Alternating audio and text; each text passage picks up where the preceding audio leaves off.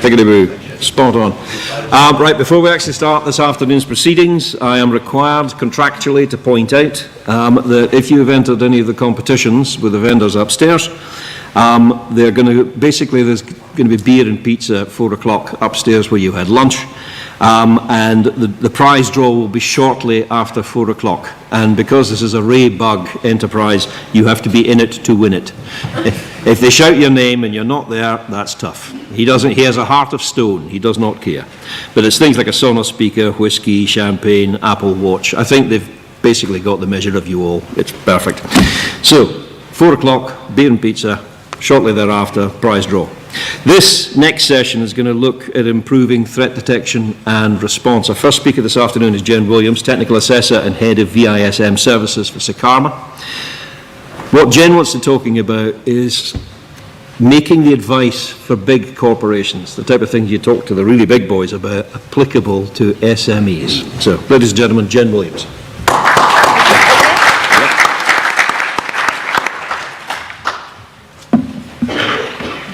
Afternoon. I can't help but think that we have the graveyard shift at conferences when everybody's just eaten lunch. So, yeah, we'll try and keep this as lively as we possibly can. So, there we go. So I'm going to tell you a little bit about Sakama before I kick off into the main kind of body of what I'd like to talk about. So we are an organisation that help businesses to be more secure with a whole range of services ranging from traditional penetration testing, consultancy, the service line that I run, which is Virtual Information Security Manager, or VISM for short.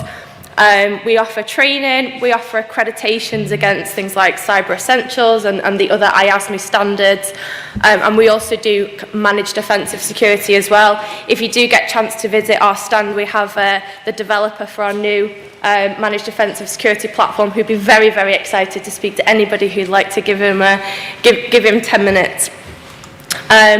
So my background is largely actually in the legal sector. So I've worked a lot with SMEs who often talk to me about the same kinds of challenges that they face when they're trying to access advice on information security. I've also been an IT director who's worn that security hat as well, so I've been the person who has had security accidentally landed on them, and I'm sure there are people in the room who can also relate to that. So amongst those challenges then for SMEs is the obvious kind of limited budget. There's never enough money to do all the things that you want to do, and actually doing security is often not a business priority. Trading and keeping the doors open usually takes precedent over security. And then those of us who do have those kind of multiple hats to wear quite often find ourselves conflicted between the different roles that we have to fulfill, and I think that happens probably even in larger organisations as well. So, you know, the IT director with ultimate responsibility for security has some quite difficult decisions to make along the way. The other challenge that we see quite a lot is actually the cybersecurity skills market today, and I think there's a huge kind of issue where it's just not accessible to SMEs, so it's really difficult to buy in experience for the levels of budget we often have available, and those juniors that we can quite happily recruit come into the business and then don't have any mentors to take them forward. So it does present unique challenges. There's also kind of a huge dependence on third parties and the outsourcing model, and a common kind of misconception that if you outsource a part of your IT infrastructure, actually you've outsourced your security and all the risk that goes with that. So I want to talk about how to get the basics right, and this is applicable to businesses of all sizes, but specifically I want to focus on those SMEs, and I'm going to talk a little bit about how important governance is. I know nobody gets up in the morning and thinks, oh my gosh, I can't wait to review all my policies today, but it's so important. Understanding what's normal for the organisation, so you can detect abnormalities, and then thinking about what does problematic actually look like? What behaviours are we trying to detect? And not overwhelming our teams having to deal with lots of false positives, because actually we've not really thought about what is problematic to us as a business. I'm going to talk a little bit about using what you have. Now, a disclaimer, I'm a Microsoft person, so I'm going to be quite Microsoft focused in what I talk about. And I'm going to talk a little bit about a couple of the Microsoft products that you can use to maybe automate some of the security operations and decision making, and then how you kind of keep a check on those third parties that you're working with. So here we go, everybody's favourite topic, governance. So governance is all about providing a framework for documenting what you've got, detecting risks and how you actually respond to them. Now, for SMEs, it's even more key to understand what the specific risks are impacting your organisation so that you can prioritise where that investment goes. We talked about having limited budgets and it often not being at the top of the spending list. So having a really good risk assessment programme that's enables you to quantify the risks that business faces makes that job a lot easier. Reviewing it regularly in light of new things that are happening either in the organisation. So, you know, COVID would have been a perfect example to review the new risks that were facing a small organisation. Having a really good definition of what's an event and what's an incident, at what point do we all need to hit that panic button. And ensuring that you track over time the different volumes that we're getting of incidents and events so we can detect actually, you know, our security events in this area are increasing, putting more workload onto our teams. We need to come up with a better decision-making process to say, okay, it's actually an incident, we're going to do something about it at this point. And then most importantly of all, in my experience, security teams in small businesses are not that good at reporting to the top management in a way that makes their lives easier, so in a way that makes them understand that security actually needs to be a priority. So some suggestions here then on the kind of things that should be in those kind of board reports. So you might want to think about having like an overall risk score from the business that comes from the risk assessment programme. So that can be, again, tracked over time. So we should, over time, with the work the security team are doing, see the risk come down. You might have odd kind of spikes in increase in risk score when something happens in the wider world. The number of events detected, so have a think about how much workload is actually on that small security team and the proportion of those that are escalated to incidents. One of the really important things is to communicate to the board about investments they've made that have actually led to positive results. So we spend X amount of money on this new tool and actually it's decreased the time we have to spend on analysing false positives by X amount and really quantify it. Or conversely, any gaps that are causing negative results. Because we didn't invest in this at this time, we've now got this really manual process that's adding X amount of cost to this security operation.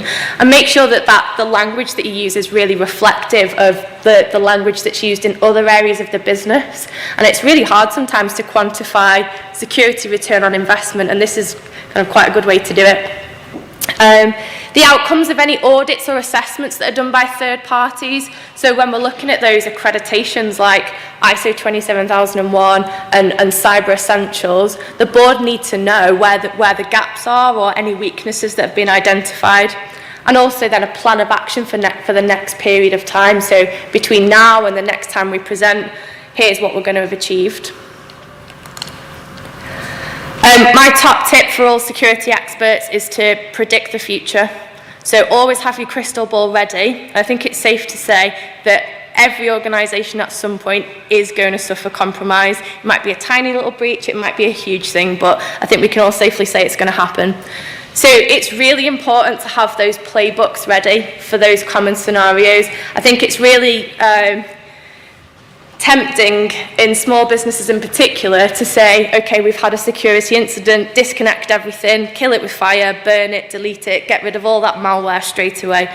But actually what happens then is you compromise your forensic evidence and actually the bits of data that you really need to be able to learn from that event in the future. Those playbooks need to be available to all staff. There's no guaranteeing in a small business environment that Dave from tech support is going to be available in the event of that incident. He might be on holiday, and it's one of those kind of challenges that maybe larger organisations don't have to deal with. And then also, importantly, make sure that your kind of key third parties, your IT providers, any kind of external security contractors, also have those playbooks available to them. And it's actually a really good idea to involve your third parties when you're coming up with those scenarios, and certainly when you're testing them as well. It's a really good idea to make sure they're not just technically focused. So think about things like what happens if, you're contacted by the national press, let's say, because you've had a security incident. What do we say?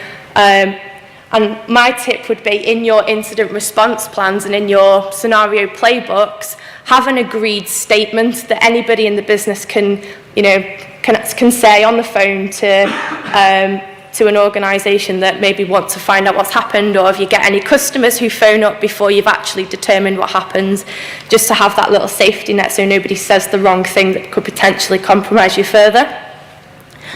And then I suppose this bit I should have highlighted and put in bold and 84-point font. There's no point having playbooks and scenario plans if you're not going to test them, because you can guarantee the one time when your playbook or scenario or test plan will fail is actually when you need it. So it's really worth spending that time on testing those scenarios. Human detection is really important to small businesses who maybe don't have as much kind of budget to spend on detection softwares. So train staff how to spot potential anomalies. So here we're talking about not just things like phishing emails, but we're talking about, odd customer behaviour as well. I can tell you a story, completely anonymised, from an old client of mine, where they noticed that over a period of an hour, they had a lot of support calls about a particular email that had happened, and only for the fact that somebody completely unrelated to IT or tech picked up the phone to the office manager and said, "It's really odd. We've had all of these calls in an hour." Were they able to spot that actually one of their admin accounts had been compromised? So it's training your staff to have that culture of awareness, and actually, if you suspect a problem, you can report it. This doesn't just apply to technical staff, and it needs to be done with consistent and regular messaging. So in the organisation that I used to work with, they were probably sick of the kind of constant reminders about security, but actually what we did do is we made it part of our everyday thinking and our everyday culture, and that's so important. So the CEO would record he would call it cringy video for when somebody first started, to tell them about why we found security important.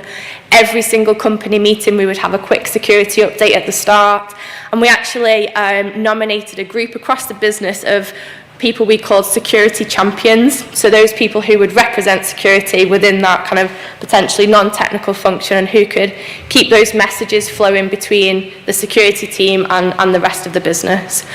It's really important that staff know who to escalate situations to. Again, a recent audit I did with business, I asked, if there's a problem, who do you go to?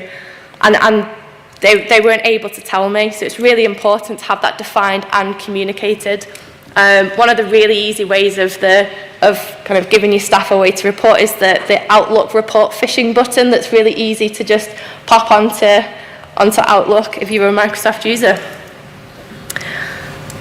The age-old question, what's normal anyway? So it's really important when you're trying to think about detecting abnormalities that you understand what your kind of organisational fingerprint looks like. And by that I mean kind of doing what traffic is normal for your network, what support calls are normal on your service desk. And the way to do that is to use regular reporting to make sure that your technical teams know what should be happening on a regular basis. Make sure that they are able to spot when something looks really odd in those reports. Also have a list of approved applications that users are allowed to use in your business. If you suddenly find that there's another application sending out messages that isn't on your approved application list, it's another really straightforward way of identifying that actually we might have a problem here. Think about the types of behaviours in your business that you want to detect and stop. So so that they'll be different for each organisation. And this makes sure you don't overwhelm your security team with, you know, info-only alerts and too many false positives to deal with. So think about situations like impossible and improbable login attempts. So if you've got a member of staff logged in from Scotland, for example, at the same time as they are logged in from Canada, that's an impossible login situation. Think about other things like, you know, time zone anomalies. So if you've got a user that normally logs in at 8 a.m. every single day, and now they're logged in at, you know, 2 o'clock in the morning, that might be something to investigate. Unusual deletions. I had another client, and this is on forwarding rules, I had another client actually who called us for incident response help, and one of their users' email accounts had been compromised, just a really simple, you know, they nicked the password, and the hacker had actually set up a forwarding rule to send all the emails into the deleted box that nobody ever checks, and was actually communicating for quite a long time with clients via the deleted box. So really simple, low-tech situation that could have been detected with, you know, those rules to check on forwarding rules being created. One of the things that I had to do in the small business I worked in was always use what you've already got. Microsoft 365, I know that will create groans or smiles depending on what kind of side of the fence you sit on, but has so many helpful security kind of login, monitoring, analytics tools built in, but actually they're very rarely configured within a business, usually because in SMEs we don't have that kind of specialist knowledge to be able to do it. But have a look around and investigate, that there's so much in there. Make sure that you turn logging on. It might seem one of those kind of, we don't need logging until you actually need it in the event of having to do some forensics to detect what's happened. Again, another tip to make sure we're not overwhelming the kind of limited security team we have, using tools like Microsoft's Power Automate to make sure that alerts, you know, reach who they should, when they should. We've also got tools like Power BI that you can use to analyse reports, and actually you can use Power BI with Power Automate to create a lovely solution where if, you know, a certain data point on your reporting actually reaches a threshold that we define, that can trigger off an alert to your security team. And all these things are already, you know, licensed by a lot of business but not in use, and we don't often think about the security applications of them, but it can be a really good operational tool. So I've never been in a situation in the previous business I was in where we could actually, you know, justify spending on incident management software. So we configured our own using the Microsoft platform, so using Power Automate and using Power BI. So a little bit about Power Automate. So it's, in case you've not heard of it before, it's Microsoft's kind of low-code solution. So in the past, there was a piece of software called If This, Then That. So it's very similar to that. So it's kind of a very visual way of automating data flows and workflows. And it's really easy to use even when you don't have any in-house experience. It comes pre-configured with lots of different templates that you can just pop in to your Microsoft suite, and it will all link together. It also connects to loads of different enterprise level products that aren't Microsoft products, so it's really worth spending some time having a look through it. It can be so useful to small businesses, and you can trigger those workflows based on, you know, like I said before, on the data alerts or on an event or on a schedule. I don't know how well you can see that picture, it's not too bad. Okay, so these are just some of the examples of the pre-configured templates that are already in Power Automate that you can plug directly into your M365 monitoring, and there are hundreds more on there. There are, you know, there's infinite ones, and if there's something on there that you think, oh, I like that, but actually doesn't quite do what we need, they're so simple to customize, even if you've got the most basic understanding. Lastly, I just want to touch on kind of something else which is particularly relevant to small businesses, which is working with third parties. And it's really important that these third parties are included as part of your overall governance program. They quite often are an organisation's biggest security weakness, and that can just be because of that assumption that you've outsourced security because you've outsourced IT, and 90% of the time it's not the case. So it's important to conduct regular independent assessments of your third parties, and it's a service that we do quite a lot at Sakama, is we help smaller organisations to audit their IT providers' security arrangements, just to have that extra rubber stamp that actually they're doing what you think they're doing. And it's also, it's a great idea to include them in your kind of planning for incident responses, and actually talk to them about how they're detecting incidents within your environment and how they'll report that to you, and making sure that those kind of responsibilities are really well defined in those supplier contracts as well. Make sure that you know that if something goes wrong with your data, who they're going to contact in your organisation and under what circumstances. And I think that brings me to the end of my 20 minutes of talking, so I hope you found that information useful. Absolutely, thank you very much. Okay. Cheers, thank you.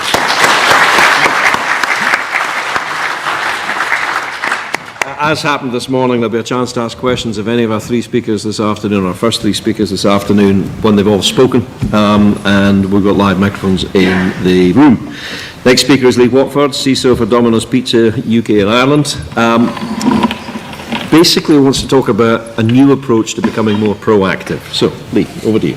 Well, I hope so anyway, so yeah, we'll see. Yes, hi everyone, Lee Whatford, CISO at Domino's Pizza, UK&I. I assume that everybody's heard of us. Any hands that haven't heard of us and what we do?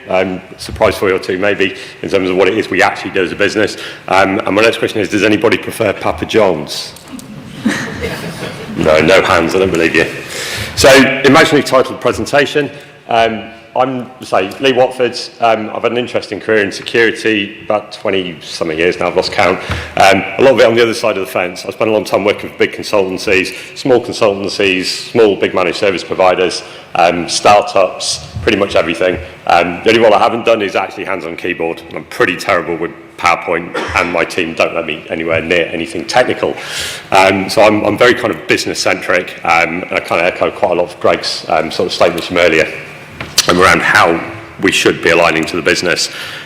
So we'll talk a little bit around SOC. I'm going to kind of give you a bit of a flavour to what we're actually doing, how we do it, how I've set things up at Domino's, and also then look at how we're aligning that to the business, some of the frameworks that we've built. So it's a little bit of a whistle-stop tour.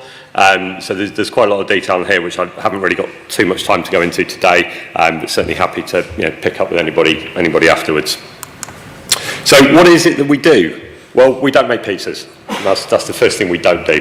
Our franchisees make the pizzas. We've got about 1,300 stores and about 85 or so franchisees across UK and Ireland, ranging from multi-billion-pound businesses. They run hundreds of stores, Five Guys, and many other franchise businesses. So we're working with some businesses that are actually bigger than us. We sold 1.5 billion pounds worth of pizza through our platform and app last year. So we're very technology, we're very digital. So in essence, we're a digital business. But we also make our own dough. And for those of you that prefer Papa John's, it's always good to know that frozen dough, we only provide fresh dough. So we have a lot of manufacturing facilities to look after. Just thought I'd drop that one in there. So we've got some big manufacturing facilities. We've got 4 major manufacturing facilities, a lot of OT kit. So one end of the scale, we're kind of very stodgy. The other end of the scale, we're very agile in our digital world. We also run our own supply chain. All the Domino's trucks you see, they're ours. So cost of doing business at the moment is fun with the price of flour and the price of diesel, given that's a fairly significant part of our business. We do a lot of in-store tech for our franchisees as well. So it's a very different operation than I thought I was walking into 2 years ago. So what does our SOC do? I've aligned the way that we're building our SOC around NIST. So I'll just really quickly whack through these because there's more interesting stuff towards the end, hopefully. So identify, protect, detect, respond, recover. The identified piece is relatively traditional. I've bought out the asset bit. I've kind of taken ownership of asset management in a lot of ways because IT haven't got the time, don't want to do it. It's not a priority. This is critical to what we do. So I've brought that in with an intent of getting up and running, and then we can actually look to pushing that back to IT. Do vulnerability management, so importantly do threat intelligence. We're really driving a threat-centric message with regards to what we're doing, and I'll come on to that a little bit more in a second. And then the rest of it is relatively traditional in terms of what we're doing. The threat intel stuff, we've heard a lot about threat intelligence, so I won't talk too much about it, other than it is incredibly important that we understand the threats that we face. We need to understand what we're protecting and who we're protecting against. There's a lot of stuff about the art of war going back years, and a lot of the sort of the military type terminology. We need to understand our threats. We need to understand who is relevant to us, how they're working, what they're going to do, how they're going to target us, what they're going to do once they're in, how they're going to get out, because that's what we need to be aligning our protection against. Protection, how can we test? How can we validate that our controls are working? Too many security operations centres that I've seen in the past will say, great, there's no alerts coming through. Or, there's way too many alerts. Neither of those are generally appropriate. It's normally a good level, it's kind of somewhere in between, preferably on the low side. But if we're not seeing anything, then it's too quiet for a reason, because it's probably not working. And there's not enough testing. Pen testing is really expensive. Vulnerability scanners are vulnerability scanners. We're not actually testing controls. So control validation is a really, really core part of our overall strategy. The detect stuff, that's reasonably straightforward. The insource and outsource question is always a good one. I think my view is we absolutely need the specialist skills. Most organisations need the specialist skills. There is too much churn. We see a lot of security analysts come in, spend a year with us, or not with us, but certainly in other organisations that I've worked with, and then leave, go and get 20, 30 grand more elsewhere. So we've got a real churn problem in a SOC. We've got to have stability. So I'm a firm believer in outsourcing some of that basic sort of analyst functionality, and certainly baking threat intelligence into that process as well is normally a good thing. I've actually got 3 outsourced threat intelligence providers that I use, as well as some in-house OSINT type stuff. So that's a big one. The other game changer for me is really around the data piece. We've always struggled with pushing stuff into seams, right? Probably most people got experience of that. It's really hard to get any value out the end of it. I spent 4 years working for and with Hewlett-Packard Enterprise trying to unstick people's ArcSites implementations and actually do it properly. So it's kind of a few battle scars trying to do that, but successful. But the point is to be targeted in terms of what you're bringing into the scene. But actually, the ability now, cost-effective ability to crunch data at scale, to lay some automated analytics over that data to be able to extract valuable results that are actionable is huge now. So we've seen a real game changer in terms of some of that technology, and that's everything from Google Chronicle to organisations like Devo. There's elements of that within kind of Microsoft Sentinel. So I think that's a big game changer and something that I think we certainly need to be looking at doing more of moving forward, moving more into machine and less of the human. There's a bit there on response. I've got an incident response partner. I use those they will be my incident response partner should we have a big one, which hopefully we'll never have. But again, it's part of that outsourcing bit. We need incident response skills, but we don't need them every day. But we need somebody to come in and be a strong incident manager. We get the right people in the room as a business, but they are the incident managers for us. So again, it's that balance between insource and outsource. You've got a lot of volume of incidents, you happen to deal with a lot of them, then it's always still good to have that support in the background in case there's anything significant, especially when we look to take an intelligence-driven approach to how we respond to incidents. And then recover, well, that's fine because that's IT's problem and everybody's got great incident response plans, so that's kind of their job. So I've already touched on a bit of this, so I'll skip through this a little bit. But for me, the bottom bit is a really important part of this and how we're using the SOC. We need to have a very strong control testing strategy. How do we do it? How do we make sure that we know that our EDR is working? Well, how do we know that the EDR is working against the threats that we're worried about? So we've mapped it out against MITRE, and I'll show you the MITRE heat map that we built in a second. But it's really important that we actually narrow down and focus in on the stuff that we're really worried about from an asset perspective against the threats that we're really worried about targeting those assets. And we can do that in quite an intelligent way. I guess probably most people are relatively aware of sort of MITRE and MITRE ATT&CK and what it is. So I'll make a bit of an assumption if you're not, apologies. But if you're not, go and have a look at it. Go and have a look at MITRE. It's fascinating. So what essentially we've done is we built a heat map. This is a sample heat map, I think. My guys gave it to me and they've used it in presentations before. So I'm going to assume that it's not a real one that we've built. If not, somebody's in trouble. But essentially we've taken the top TTPs for, I think we're worried about FIN 5, 6, 7 and 8 as those threat actor groups. We're now worried about anonymous. So that's changing rapidly. We're also worried about a few other kind of specialist threat actor groups.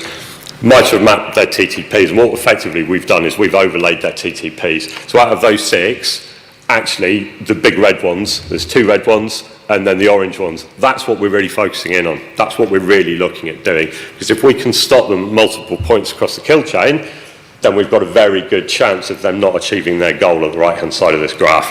And we can actually focus in on 1, 2, 3, 4, 5, 6 controls now, because we know that they're aligned to the majority of the threat actors that we're concerned about. So it's a fascinating framework. It's not the be-all and end-all, but it's certainly something that is worth doing. And if you use an outsourced provider, I actually went to RFP for that.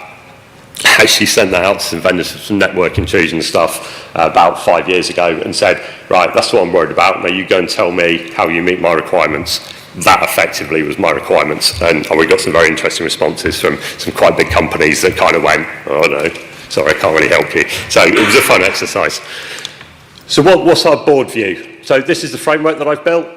So taking it up a few levels now. So this is a framework that I've built. So on one hand, we're trying to manage risk. We're trying to do it relatively traditional. We've picked out some of the bits of the risk stuff around IRAM and around some of the other risk frameworks. Faye is another one that we've used a little bit from a quantification perspective. But ultimately, the board needs to reduce risk. The board set a statement that says we've got a risk score of 5. Well, at the moment, we're nowhere near 5 and we never will be anywhere near 5. So that's really kind of helping shape that risk message. It's a bit more tactical, but it's still very effective in terms of how we talk to the board. The right-hand side is a controls framework. I'll show you a little bit more detail around that in a second, but essentially this is building those controls so that we're reducing risk. But we build those controls with direct relevance to the sophistication of threats that we're worried about, and then we do all the bottom stuff around projecty things and make sure that stuff gets delivered and reflect that back in our control score. This is what we call threat preparedness. I didn't design this. This is a third party called Farrell Security that we use to support the intelligence and the algorithms that go behind this data.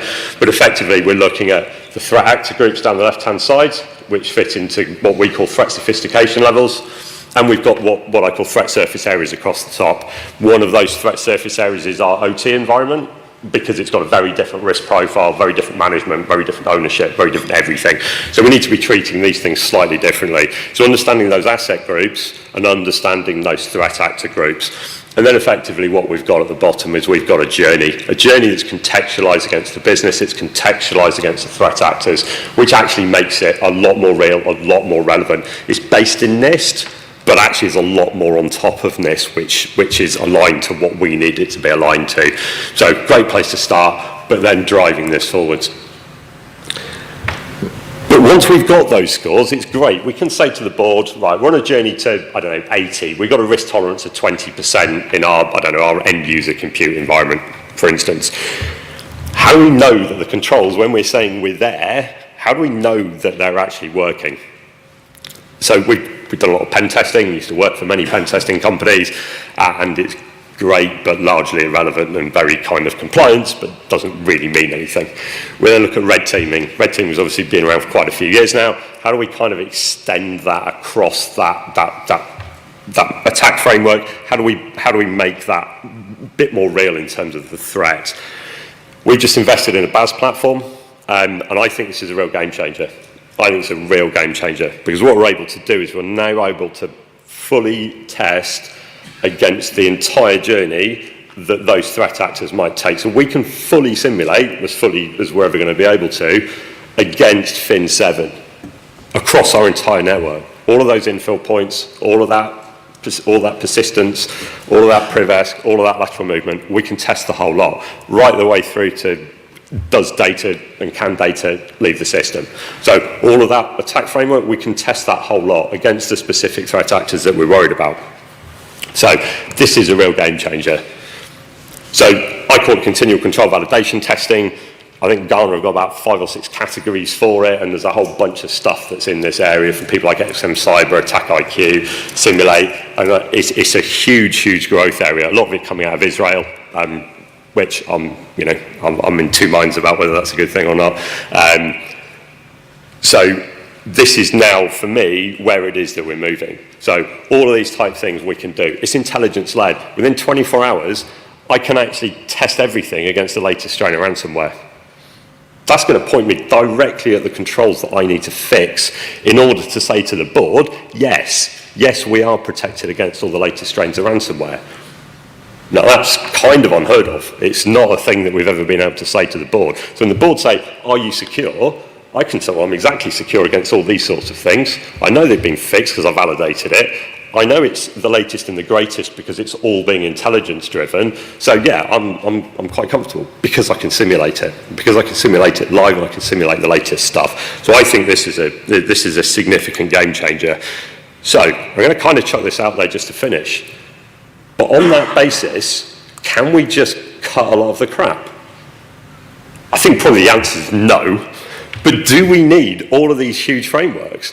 When actually we can just focus in on the stuff that we're really bothered about. We still need asset management. We still need to understand what we're protecting, where our data is. But actually, there's a whole bunch of stuff that we can probably throw out the window.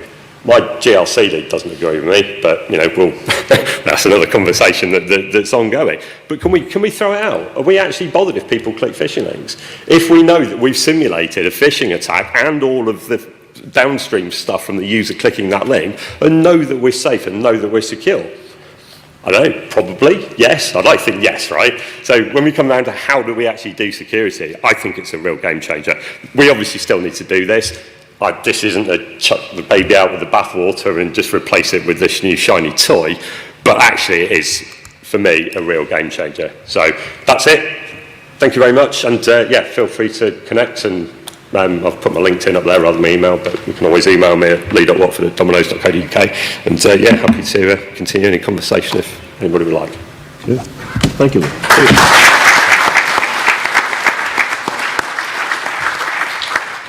A bit of that made me smile. Lee was talking about the cost of fuel and flour. The way things are going, fairly soon a 12-inch pizza will be considered a very acceptable wedding present. Right. Third speaker in this session is Vincent Faye, Head of Cyber Detection and Response for Airbus. And what he wants to talk about is how do you develop a good balance between protection, detection, and recovery. So, Vincent, over to you.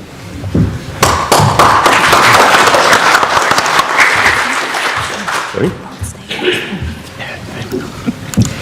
So, good afternoon. So, I hope you have still a little bit of energy after these two presentations, and you may need some to understand my French accent. Sorry for that. So I started to work in cybersecurity, more in cybersecurity 15 years ago, and previously I worked during 10 years in electronic warfare. So it's basically around 25 years, continuously improving my paranoia against attackers. So today I would like to share with you some thoughts about detection and response, or detect and respond, in the perspective of the last barrier. Is detect and respond could be the last barrier. It is the last barrier against a cyber attack. But first, what is detection and response? I will not go again in details across the 5 pillars of the NIST, which are also my pillars, but I will clusterize the 5 in 3.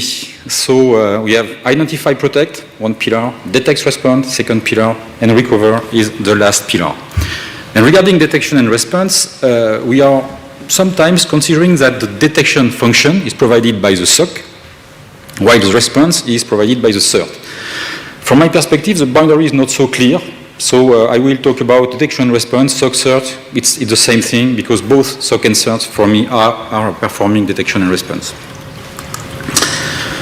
So my presentation today is mainly supported by the last 2 years where I transformed the overall detection and response of Airbus. Airbus is definitely a manufacturing industry and a technological company. What are the consequences in terms of detection and response? First, the number of assets, a huge number of assets, several hundred thousands of assets to monitor.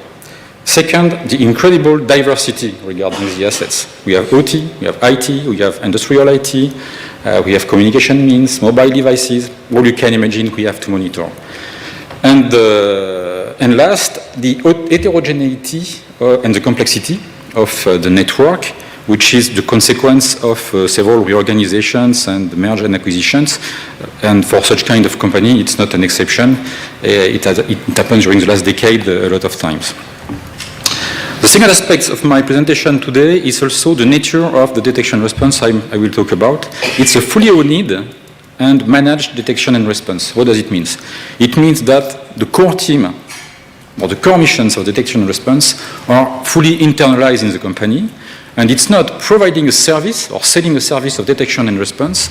It's basically providing the service internally with internal resources. Once again, we have not only internal resources, but mainly internal resources. And the worldwide coverage is also important when we have to provide a detection and response service 24/7 worldwide. So why are SOC certs sometimes seen as strong and fully reliable barrier? I don't know what picture you have in mind when we are thinking about SOC, but generally we have in mind a large screen wall where we can see all the cyber incidents or cyber attacks against the company in real time.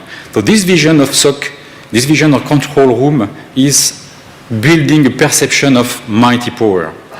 The detection and a perception of mighty power. Detection response could also be perceived as simple and cost-effective security control. When we are adding some new applications in the network, when we are adding some new assets, it's obviously cheaper to add 1 or 2 detection rules in addition to the existing one than putting in place and maintaining a state-of-the-art hardening solution on all we have. So the question could be, why spending time and money in protection if we can detect and respond fast? And the centralized nature of detection and response reinforce the perception of mighty power because people, or generally, we can think that the detection and response can do everything, see everything, and do everything from a single control room, which is not completely true. So, be perceived as mighty power is a trap. And the trap is to try to be as perceived. Try to be perfect. And detection and response is never perfect, will never be perfect. Let's have a look to the logs. The logs are the basic of detection and response. We all know that logs are not perfect. It's completely impossible to get in real time all the logs coming from all the assets we have in the company. There is always something that is not working. There is always some patches that disturb the way the logs are generated and so on. It's not possible. Perfect detection rules. When we are handling hundreds of detection rules, they are not all working. Some are not working for some reason. There is many reasons for that.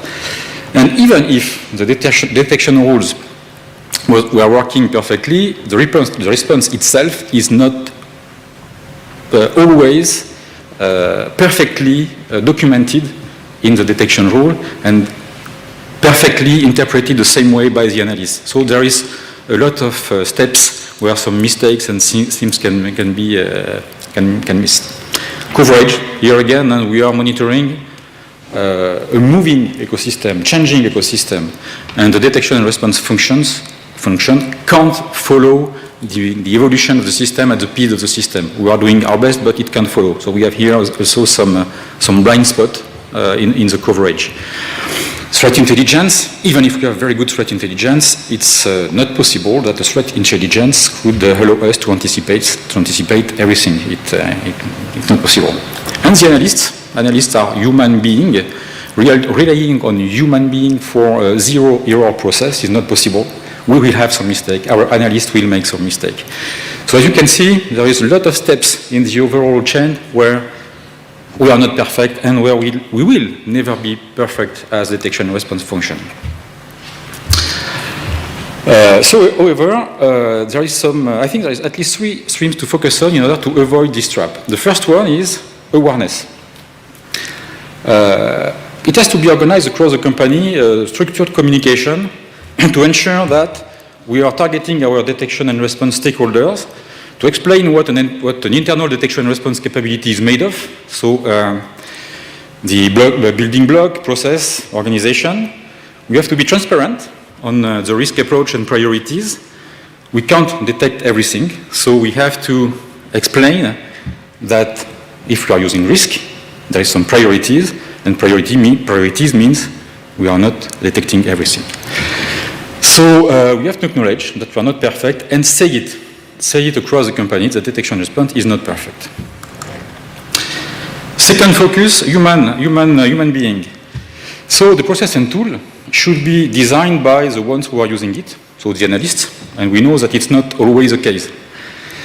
Sometimes process and tools are designed by architects, security architects, solution vendors. We have to leverage synergies at all levels in order to improve the quality of the investigation. The core missions shall be kept internalized. So at the beginning, at company level, we have to identify all the core missions and decide which one is core, which one is not core. When I think about the missions, I'm thinking about threat intel, threat hunting, incident response, L1, L2, L3, framework. So all that are missions, and we have to decide which is core, which is not. It could be different according to the company. And I'm more and more hearing about SOC fatigue. So in fact, it's not SOC fatigue, it's SOC analyst fatigue. With modern SOCs, with powerful tooling, we are able to analyze a lot of logs and to produce a lot of alerts. A lot of alerts mean that the analyst could be flooded.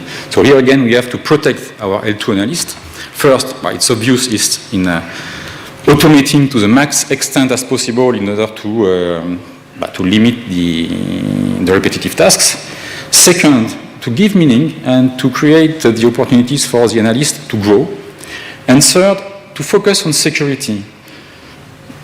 I'm seeing more and more demands coming to the SOC for monitoring non-security topics, such as compliance, governance, and so on.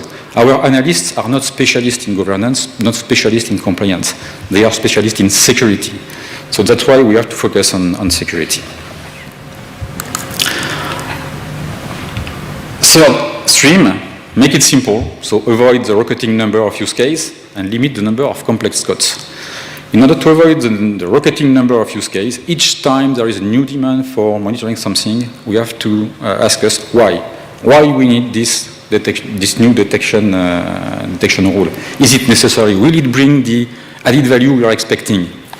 And the second thing that is absolutely necessary is to introduce in the SOC run activity a continuous review of all the existing detection rules to check if they are working, because we need to have detection rules that are working, to simplify, to optimize, and sometimes to delete, to keep the number of detection rules manageable. Number of codes, here again, number and complexity of codes. Here again, detection and response processing tooling, I would say, or technology stack, is made or could be made of a lot of codes with many, many functions. If we have too many codes with too many functions, it's clearly not affordable for a human being. And the consequence is inefficiency, and we may miss some very important alerts. So, how do we do it in numbers? How we handle it in numbers? So remember the 3 streams to focus on: awareness, human focus, and make it simple. The story started with a very simple idea in Airbus. A few years ago, we had a detection function in part of the organization and a response function in the other part of the organization. So the idea was very simple. If you want to detect and respond fast, make one team. So it's in this framework that we we merge the two teams, and I will elaborate a little bit more after regarding the collaboration between these two teams. So regarding the awareness, first stream. So what are we doing? We are communicating on what is detected in terms of volume, nature of incidents, to provide an insight to our stakeholders. We are communicating across the company. All the stakeholders are in the loop of the decision in order to for us to get their feedback and to take into account the feedback of all the stakeholders. And transparency also is key. For example, if we have an issue in the log collection that may have an impact on the detection, and the impact could be being blind on a specific scope during several days, we are communicating proactively toward our stakeholders. And human-focused, and make it simple, I will go more in detail in the next slide. So the human focus in Airbus is relying not only, but mainly on two substreams, collaboration and empowerment. So collaboration, as I said before, when we decided to merge the detection and response teams, we made the exercise to define all the building blocks of the detection and response and decide what is core, what is not. We decided that the core, or the analyst L3 plus the CERT, who are at the heart of the detection and response, are core. So all these team members are internal. And we also decided that the framework team is core, because the framework team, working closely with the others, is continuously optimizing, simplifying the process and the tools we are using to detect and respond. Coming specifically to the CERT and SOC teams, they are really working all together. It's this cross-fertilization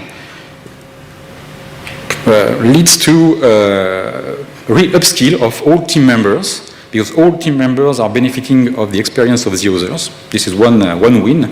And the second win is that when this full team is working well together in peacetime, it means when we have no cyber crisis, when we are doing, let's say, business as usual, when it comes to a crisis, they used to work all together, and they are much more efficient, and we can react much more quickly. Co-location, so all the core teams are co-located in the same plateau, and on top of the core teams, I added a significant part of the L2 analysts in order to have on the same plateau the L2 analyst, the L3, the CERT, and the framework. It's a sort of end-to-end. All the people can see all each other, they can discuss. Each time they have an issue, not only a cyber issue, but an issue by using the tools, by doing something, they can all together work on this topic. Empowerment. So we are empowering people at all steps of the detection and response chain with the objective to improve the decision speed. For example, we are providing more and more context to our L2 analysts in order for them to progressively move from a posture which is ask before cut to a new posture which is cut and ask after. This kind of very quick decision process is key, specifically where we are facing facing ransomware, for example, when here a very quick decision shall be taken. Make it simple, so we are using the risk approach to ensure that we are doing things in the right way. And the second, the risk is so powerful to limit the workload. I will explain. We have a limited amount of money, a limited capacity of analysis, and the capacity of analysis, so to absorb the flow, is linked to the number of detection rules. It's not linear. We have some automation inside, in the middle. However, it is linked. Let's take the assumption that we have a capacity of analysts that can handle 500 detection rules. We need to keep with 500 detection rules. So in this case, the risk is key.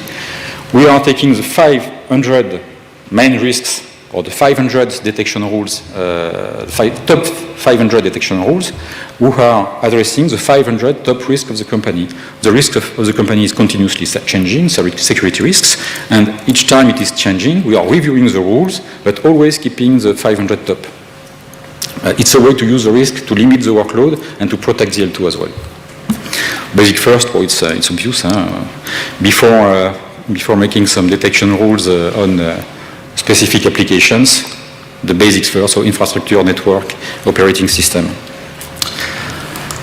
The technology stack also, it's also very important to work on the technology stack to make it simple and to ensure we will simply address the challenge we have. For me, there is four main topics to address. First, the modularity. Our technology stack shall be very modular in order to ensure independency from COTS. The security solutions are moving fast, are evolving fast.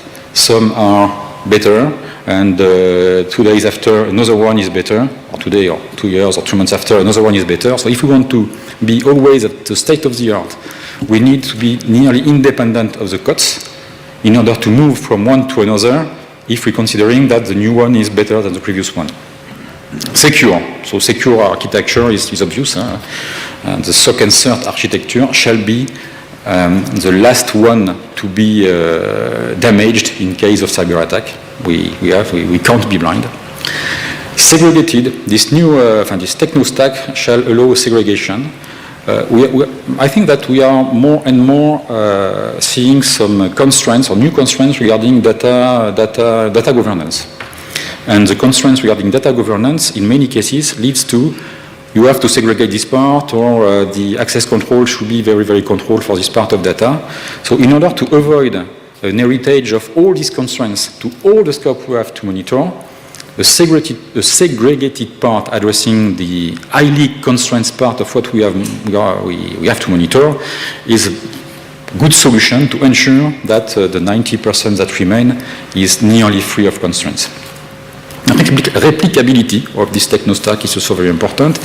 Replicability is an enabler for segregation, but it is also an enabler or an improver of the quality of what we are doing in terms of detection and response when we have to address a worldwide coverage. If we have one central entity or one central detection and response techno stack well defined that we can replicate 1, 2, or 3 in different parts of the world, are properly located in order to ensure worldwide coverage with exactly the same instance or a similar one with few people in each location in order to ensure a 24/7 and a real follow-the-sun coverage. So what is important? Avoid the attack or mitigate the impact. Detection response is not the last barrier, so avoid the attack. It's nearly impossible. We will have some. We will face some. So protection as the first barrier is fundamental, clearly. And remember the 5 pillars or the 3 clusters I made, protect, detect and respond, and recover. Recover is very important. However, I think today the value of recovering is underestimated. I'm not sure there is a lot of companies having a team dedicated, trained, full-time team trying to rebuild quickly an Active Directory, to rebuild quickly a critical applications, to rebuild quickly a part of the network. We don't have. It's not often we have such kind of very dedicated team. So I'm reaching the end of my presentation. So definitely, detection and response is not the Graal. Is not the last barrier. The first barrier is clearly protect, and the computer hygiene everywhere is key. The last barrier is recovery, and here again, I think we are underestimating this barrier. And detection and response is an intermediate barrier, and in order to optimize this intermediate barrier, if I have two things to take away is people and make it simple. Invest on people and make it simple. Thank you very much.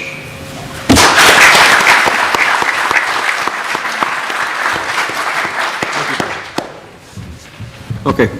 Any questions for any of these 3 speakers, please? Can I get a mic down at the front here, please? Again, could you identify yourself, please? Say what you're from, and you next, don't worry.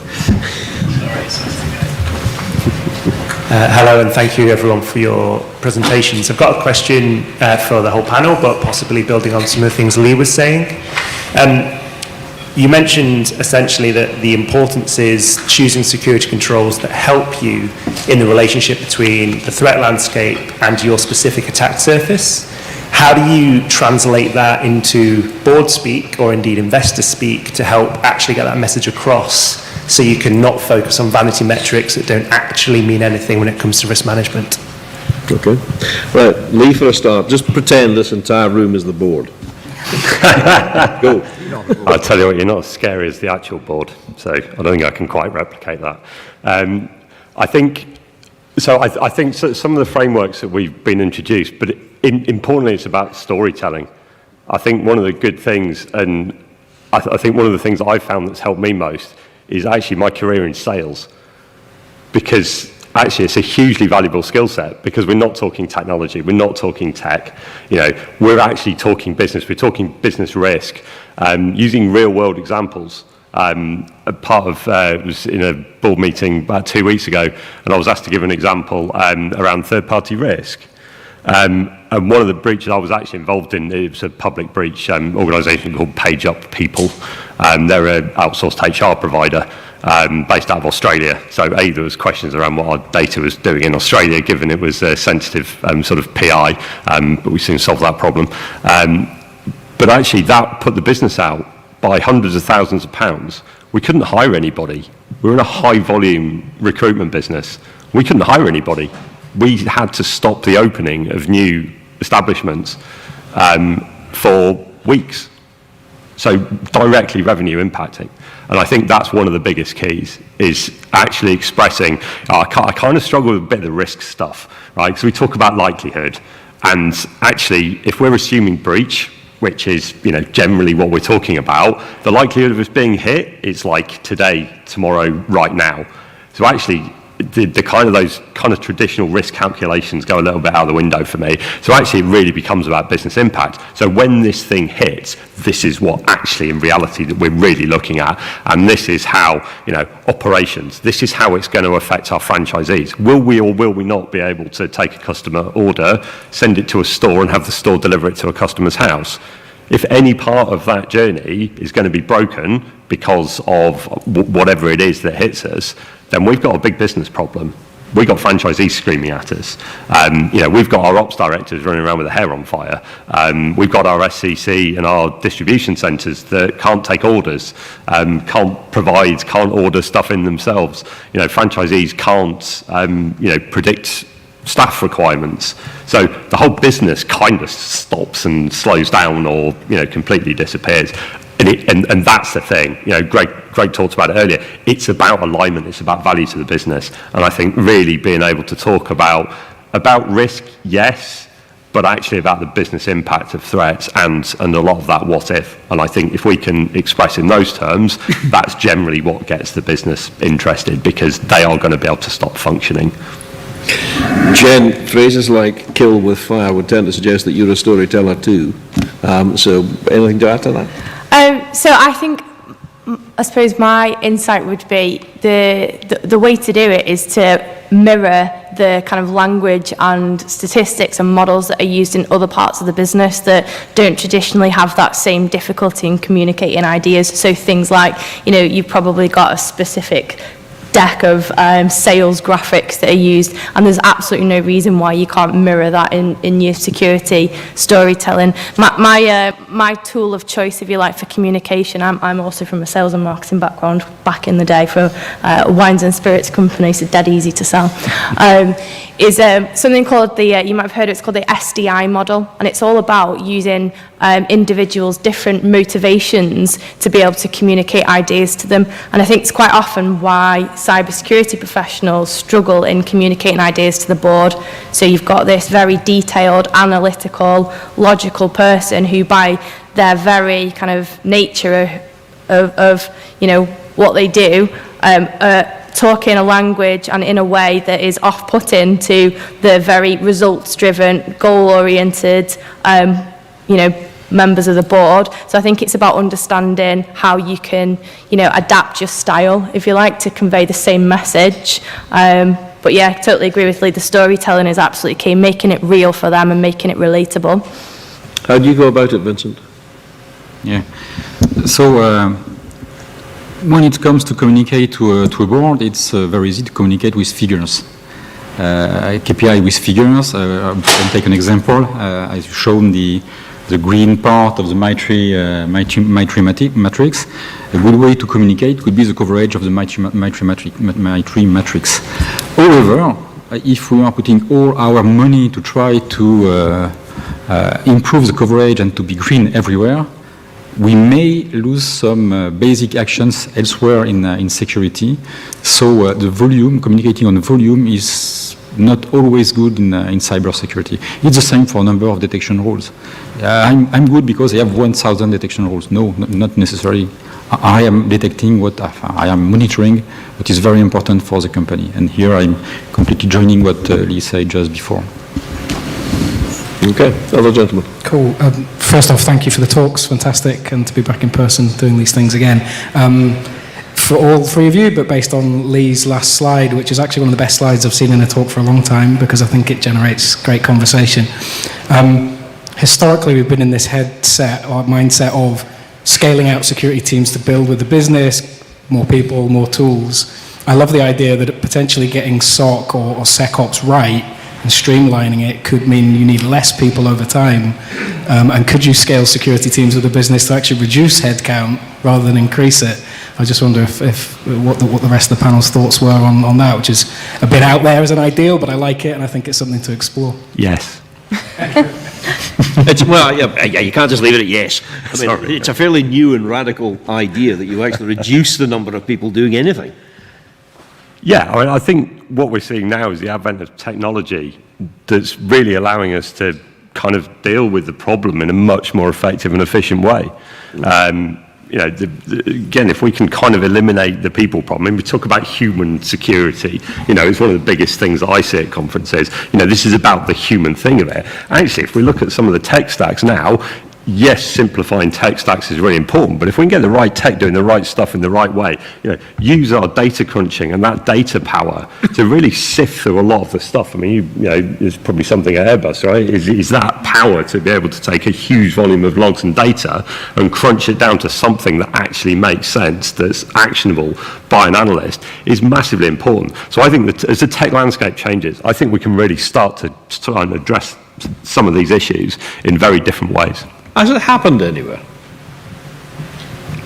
What happened anyway? As in, you've had a team of, say, 20, and all of a sudden you've been able to reduce it to a team of, say, 10. Not that I know of, but I think hopefully we'll start seeing a bit more of that, because we do have a skills problem, right? There's not a shortage of people wanting to do cyber. There's a shortage of people, especially in those more technical specialist roles, the SOC roles. We all know the problems of SOC analysts and the burnout that we've talked about, and the bringing people in, training them up, and then they disappear for sort of quite a lot more money. There is a consistent problem that I think is not going to go away. So I think we have to be more intelligent with the use of technology and more intelligent about our approach, and that's where I think we're really going to succeed. Security's broken, right? We're taking vendors, and I did promise somebody last night that I wasn't going to rant about this sort of stuff all day, but vendor marketing, just go away, right? It's just mostly complete and utter drivel. We've got a people problem at one end, we've got a vendor marketing, we've got auditors at the other end, and apologies if anybody's an auditor by trade, but again, box ticking for compliance, just dreadful. We're in such a terrible place that we have to think about things differently, and that's my start for 10. Okay. As an auditor by trade. Doesn't make you a bad person. No, it doesn't at all. It's a good trade, honestly.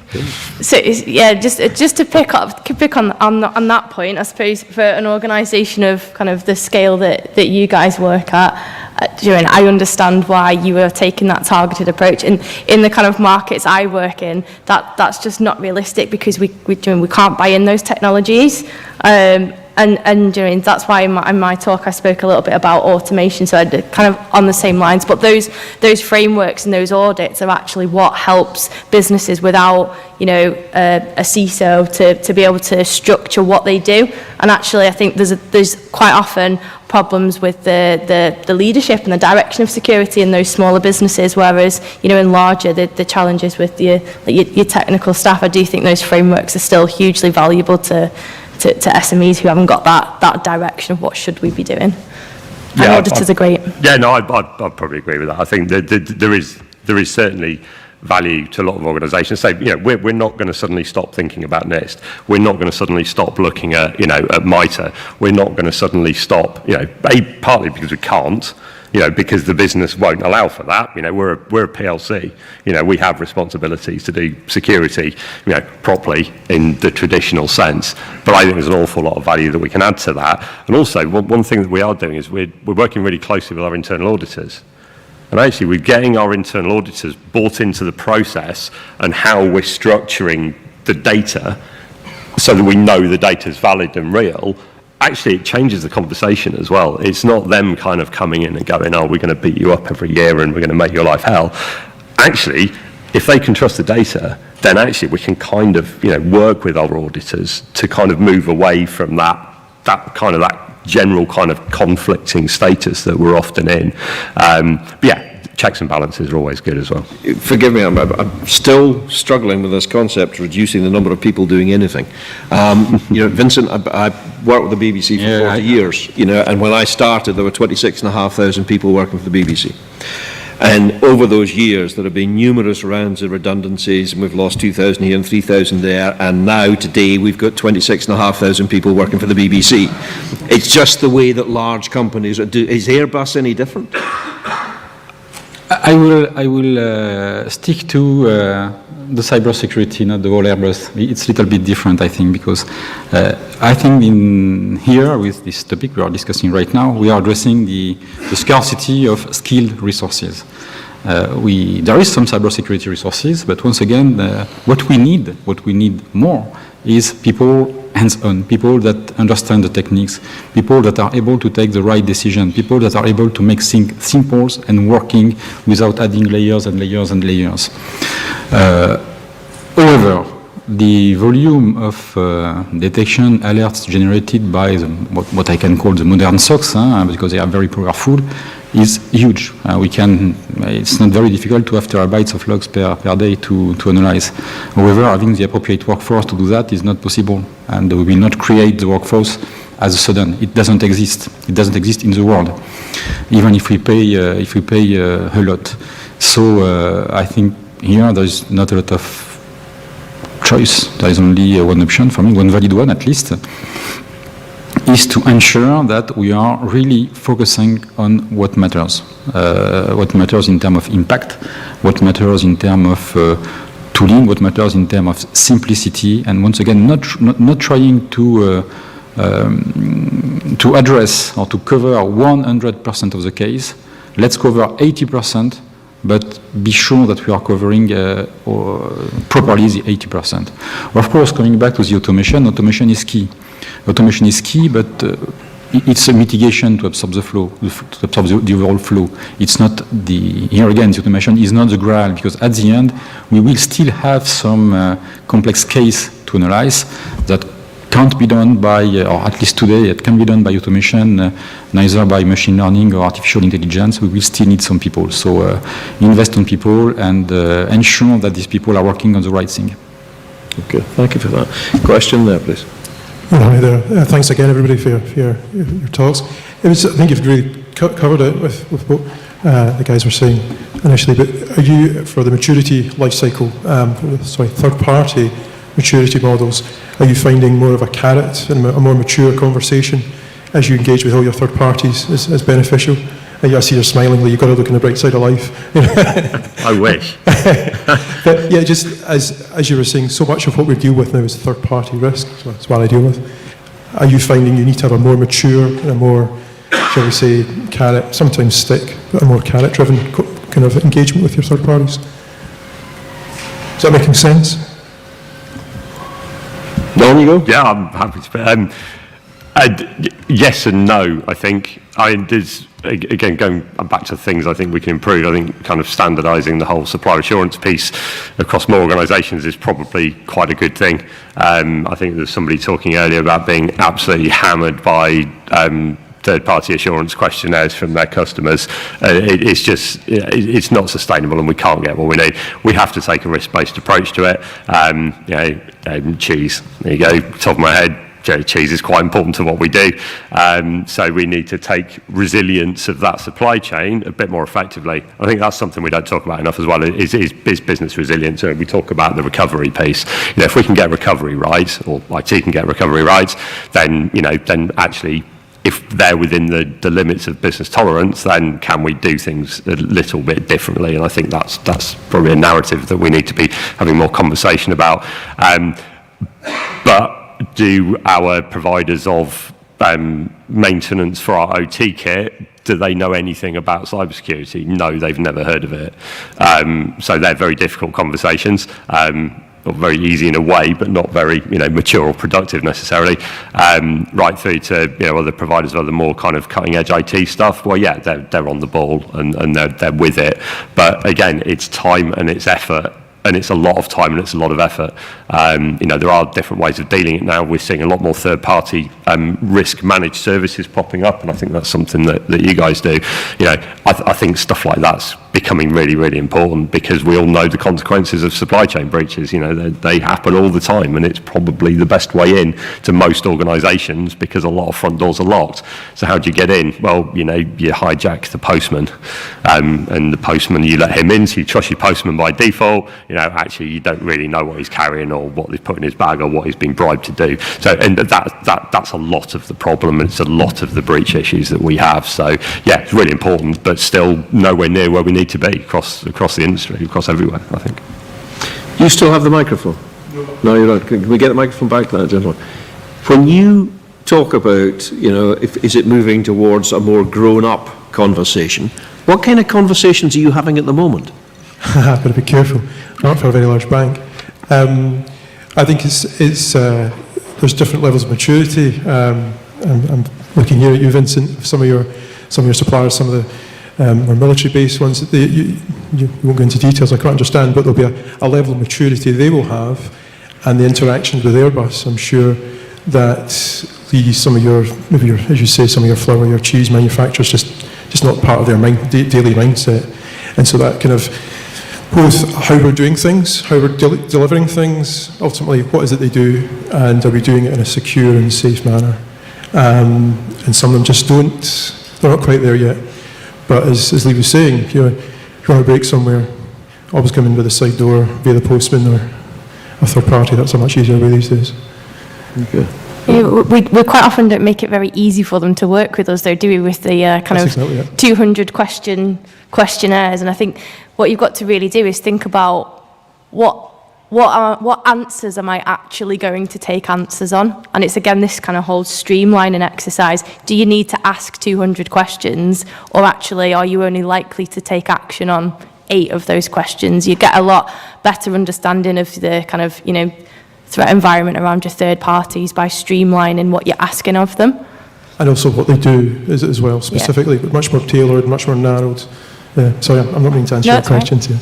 No, it's absolutely fine. Anything to add at all, Vincent? No, directly on this topic, but if I were extending the discussion to all the suppliers, not only third parties, or the supply chain, I will just give one figure, because the attackers, the big companies such as Airbus, such as the companies that have some money to spend on cybersecurity, are still the target, but it's more difficult.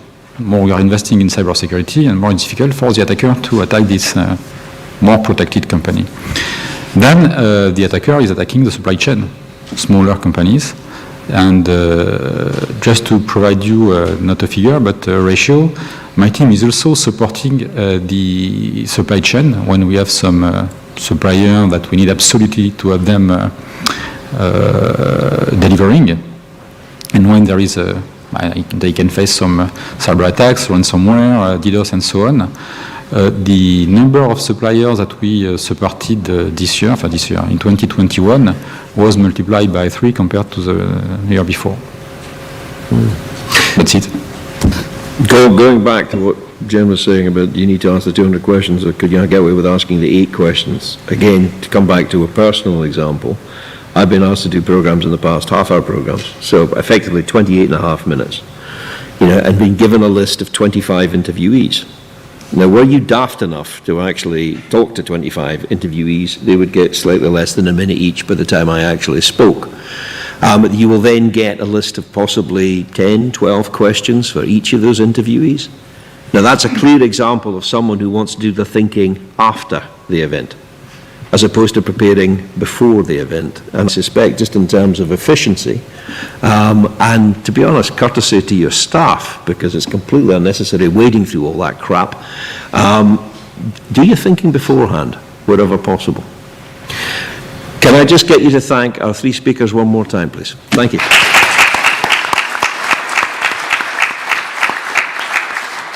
We're going to be closing off with a final presentation in a couple of minutes. I'll let you 3 stand down, if that's okay, and invite up Stu Hurst and Harry McLaren to the front. We're just going to be 90 seconds. If you want to stand up, move about. Don't wander off, because literally we're going to be going in a couple of minutes. Okay? Just give you a chance to stretch your legs. That's it, pure and simple.